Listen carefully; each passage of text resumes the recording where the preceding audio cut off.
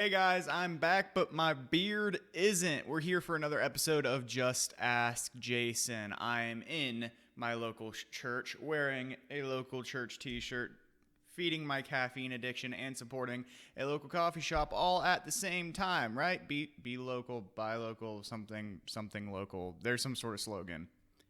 Anyways, happy you guys are joining me today. Today we're going to be talking about discipleship, just like we were last weekend, actually, because there's something really cool about the word disciple that I want to tell you all, but it takes a few minutes to explain, and I didn't have time to do that on stage because then Mike would have gotten mad at me. It would have been really awkward. I'm kidding. I've never seen Mike angry, but at any rate, I do have something interesting for you today. I have something really cool about this word disciple I want us to discover together, but before we get into that, please like this video and share it on social media. And if you haven't, please follow us on Facebook and Instagram and subscribe to us on YouTube. It really helps us because there are these little computer algorithms to decide who gets to see what content. And the more people share our stuff and the more people like our stuff and subscribe to our stuff, the more random people out there in the world get to experience Jesus with us. So it's super helpful, not just to us and my ego, but it's really, really helpful to other people out there in the world, especially in Murfreesboro, who could really use the lessons that we have on here on YouTube and on Facebook and whatnot. So please, if you can, like, subscribe, share, do all that. We really, really appreciate it. Now, on to the Devo. The word disciple is pretty fun, and we gave a very simplistic definition of it on Sunday. If you haven't seen the message, go back and check it out. It's the last message in our Reach sermon series. But the definition I gave from stage, which our team here at Berean came up with, was a disciple is someone who looks, thinks, acts, and speaks like Jesus. And that's a really good starting place, especially when using the term disciple in a church context, which is where we usually use it. Unfortunately, that doesn't sum up the whole history of the word or really even explain what Jesus' followers would have been thinking when he used the word, or rather used the Greek word mathetes, which we translate as disciple. In order to really understand what Jesus meant, it'd be good for us to slow down and ask, how did the Greeks use it? How does the Old Testament use it? And how did the Jewish contemporaries of Jesus use similar terms? That's what we're going to do today, and we'll discover something really, really cool in the process. The Greek usage of the word was really varied. I mean, literally, I've read pages and pages and pages on how the Greeks used the word mathetes and all that it could possibly mean, because it was an important concept in their society. But there's two specific definitions I want to draw your attention to, and we'll just kind of leave the other ones for another day. The first one is a disciple is someone who agrees with a philosophy or religion or with another person before them. This is actually kind of two definitions wrapped up in one. Basically, a disciple of someone or something is just someone who is in intellectual agreement with them. So we might talk about the great philosopher Aristotle. And if someone agrees with Aristotle, even 300 years after Aristotle died, we might call them a disciple of Aristotle because they've been influenced by his work. So they're a disciple or a follower of his. And that's a pretty fair definition. We still use it this way in English sometimes. For example, if I just decided to abandon my current position and go back to school and really research the works of C.S. Lewis, even though I never met the guy was dead long before I was born, if I just decided to really dig into the works of C.S. Lewis and what he meant and his theology and his ideas, someone might refer to me as a disciple of C.S. Lewis. We still use the term that way in English from time to time. Now, this is a fair usage in the church, that we are disciples of Jesus because we are in agreement with him, but that doesn't quite grasp our relationship with Jesus, so I don't think we're at the point where we understand what Jesus meant yet, but we're getting closer. The second term, or the second way that Greeks would use the term, is to describe a relationship between a master and an apprentice.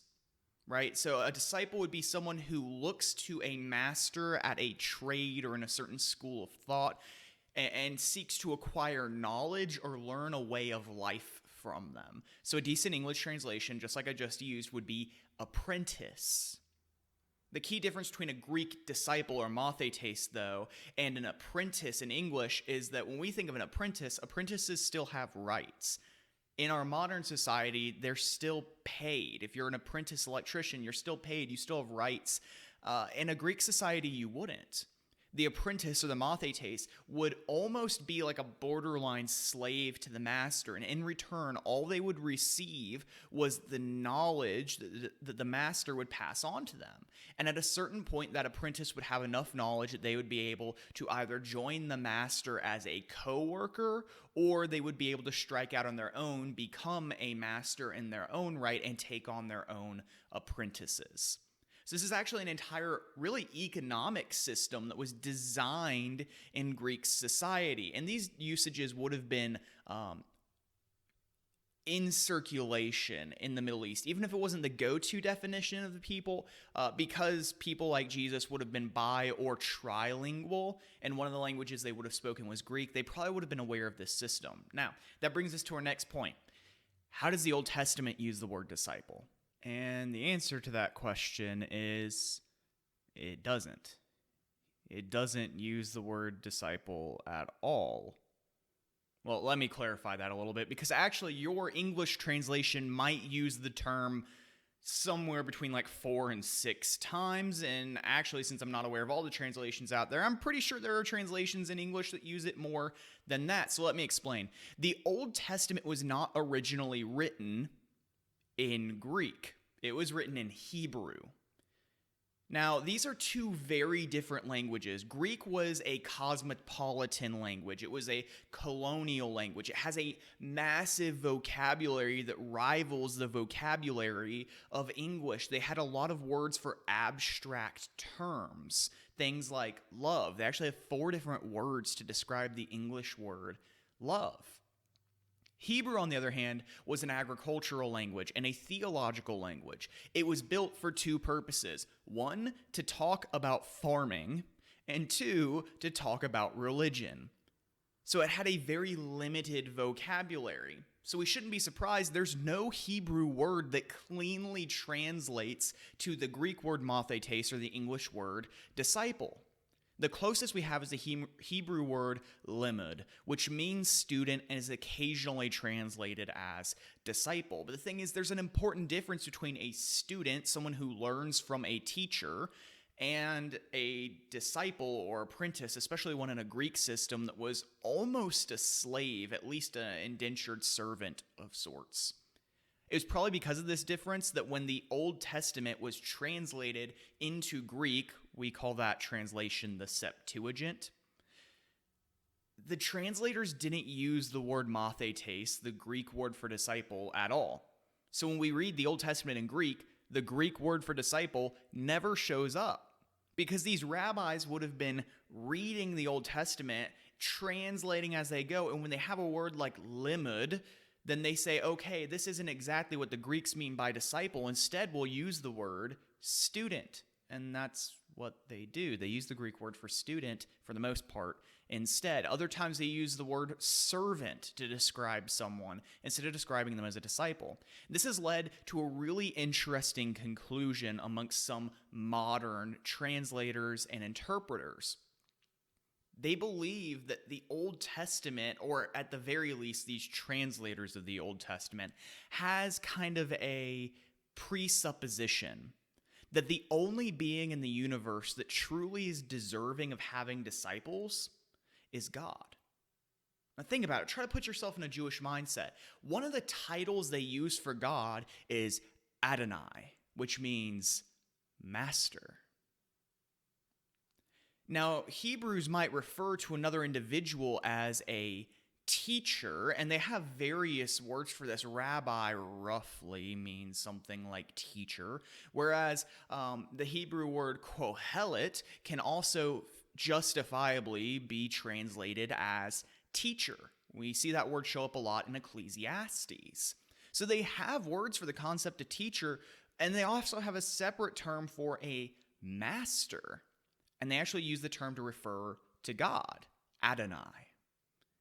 Besides all of this, If you see God as the supreme creator and Adonai, master of the universe, and then you're talking about a relationship, a discipleship relationship, it would make sense that the only person who is worthy of being called master, who is worthy of learning from, who's worthy of emulating, is not a prophet, not a priest, not a rabbi or a teacher or a Sadducee or a Pharisee. No, the only person that is worthy is God. It seems to be that the translators of the Septuagint had this sort of understanding. And if we're right about that, it means they were very intentionally avoiding the word mathetes when they translated the Old Testament, which is awesome. They're making a point to us. And that is, if you want to be a disciple of anyone, be a disciple of God. Now, this is an important point for us to stop and to acknowledge something that often people will refer to the disciples of rabbis. And so you might hear that, you might know that in the back of your head. Someone might have told you that, and you might look at me and say, Jason, what about those guys? What about the disciples of the rabbis? And again, they wouldn't have a Hebrew word that cleanly translates as disciples. As far as I am aware, those people would be referred to as limuds, as students, not as disciples. But even so, if you grant that word disciple to them, well, fine. They're a very specific kind of disciple. You see, if you're following a rabbi, the goal is to eventually yourself become a rabbi. Just because you hear a rabbi speak from time to time doesn't mean that you are a student of the rabbi, a limud, or a disciple of the rabbi. It simply means that this is your rabbi and you listen to them teach. If you're truly a disciple or a student of them, then you're actually following them around, learning to become a rabbi from them. That's the way they used that term. Jesus couldn't possibly mean the rabbinic form of this word when he says to go and make disciples, because very clearly not everyone in Christianity is expected to be a religious teacher. Yeah, we're all expected to teach in the sense that we should teach our children or grandchildren, our nieces and nephews, or in the sense that we should evangelize to non-believers. But there seems to be a special office in the early church that Paul writes about for, well, teachers and pastors. If that's a special office, then clearly not everyone is meant to be a rabbi, as it were. Not everyone should be a teacher. In fact, James says this explicitly. Not all of you should wish to be teachers, because teachers will be judged more harshly. With all this in mind, I just want to make one very specific point. When Jesus says, go and make disciples, he's not saying, hey, go make people that follow you guys, that really look up to the apostles, that love you guys a lot and pray to you and talk to you and about you all the time. He's not saying go make followers of Peter and followers of Paul and followers of John. He's saying go make followers of me. Go make followers of Jesus. And if Jesus had this Jewish understanding that the only person in the world worthy of disciples is God himself, and then he says go make disciples of me, disciples of Jesus, well, he's claiming to be God, which he has a tendency of doing a lot in the Gospels. If you don't believe me, go read the Gospel of John, which makes it pretty darn obvious.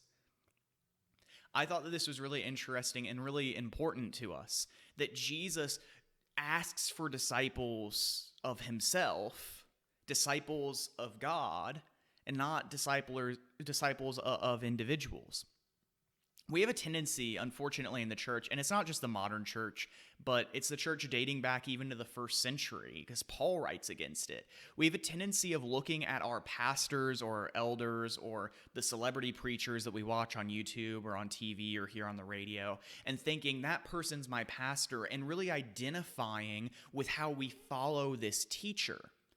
And to a degree, I'm kind of okay with that, and I kind of do the same thing. But you have to acknowledge that ultimately, you might love that person's teaching. You might think they're very intelligent or eloquent. You might like the videos and the teachings and the whatever, the books that they put out, and that's all well and good, but they are not God.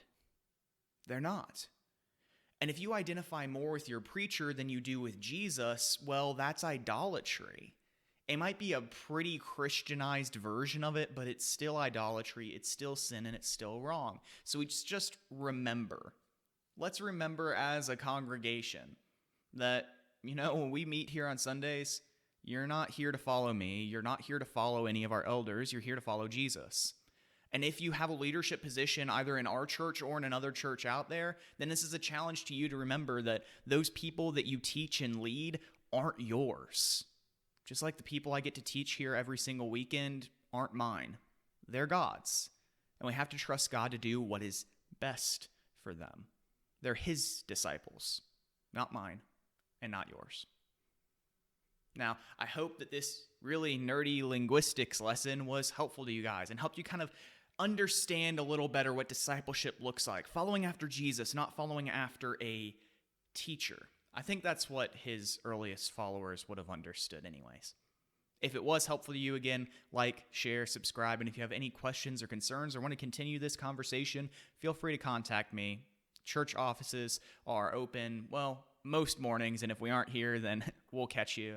We'll catch your voicemail and we'll respond to you when we can. We appreciate you, we love you, and we're praying for you. Bye.